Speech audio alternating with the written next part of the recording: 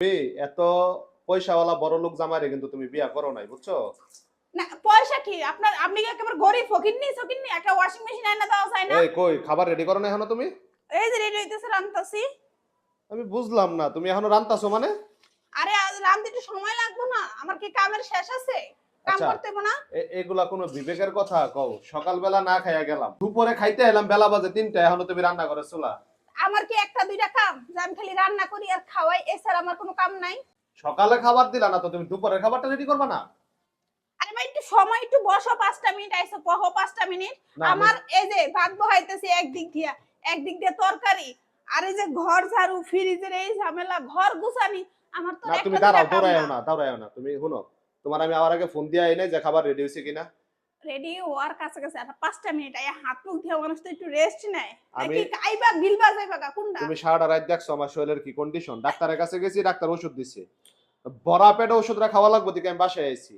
এটা কি অপরাধ হইছে আমার? তা তোমার অপরাধ নাই, আমার তো কাম আছে। আমি তো তোমারে কই নাই যে দিমু না, এমন আছে বা আমি এমন নামুনো না যে রান্না করতেছি না। আমি তোমার রান্না চুলা তো, তোমার রান্না এখনো চুলার উপরে?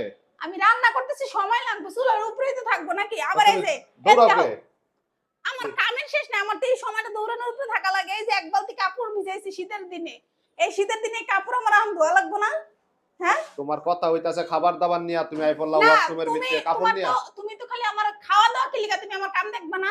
ঘর তোর গুছাইলে কাপড় ভিজাইছি, এখন এডি আমার ধুইতে হইব। রান্না একদিকে, চুলা একদিকে ধুইতে হইব। তোমার কতদিন কইছিল নি আমার একটা ওয়াশিং মেশিন এনে দাও? এদিকে এখন ওয়াশিং মেশিনে দিয়ে কি আমি একটু কাজ করতে পারতাম না? শোনো, সময় থাকতো না আমার? তুমি এত পয়সাওয়ালা বড় লোক জামাইরে কিন্তু তুমি বিয়া করো নাই, বুঝছো? না পয়সা কি আপনার? আপনি কি একেবারে গরিব ফকিন্নি একটা ওয়াশিং মেশিন এনে দেওয়া যায় না? না হ্যাঁ, সেটাই বললাম যে এত কোটিপতিরে তুমি বিয়া করো নাই যে তুমি চাহাইবা মাত্র একটা জিনিস পাইয়া যাবে গা, বুঝছো না? তোমার আমি কইছি খাবারের কথা, তুমি আই তাও পড়লা ওয়াশিং মেশিনের ভিতরে। তাও আর মন মর্জি থাকলে ও গরিব আর ফকির আর টাকা পয়সা থাকা লাগে না, ঠিক আছে? আর আমার ওয়াশিং মেশিন জরুরি কিল লেগা। এই যে আমি ওয়াশিং মেশিনে কাপড়টি দিয়ে দিতাম, এক লাখলা ধুইতো, এক লাখায় সব হইতো, আমি গিয়ে রান্না করতাম।